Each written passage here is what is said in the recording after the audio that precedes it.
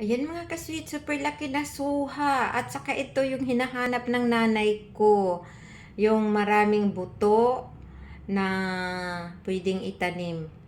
Ayan, sarap-sarap. Ang laki-laki pa naman din. Ayan yung kanyang laman. Oh, ganito. Ganito ang kanyang laman. Ayan. Ito yung kalahati niya. Ito yung kalahati. Ayan, yan. Tapos, ganito kalalaki ang kanyang mga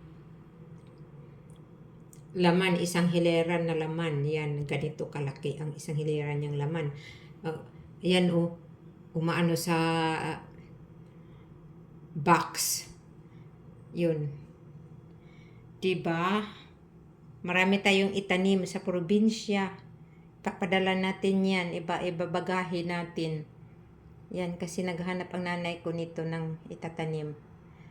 Ayan, di ba? Ang laki niya na suha. Ito, baliktad natin. Ganito siya kalaki, oh.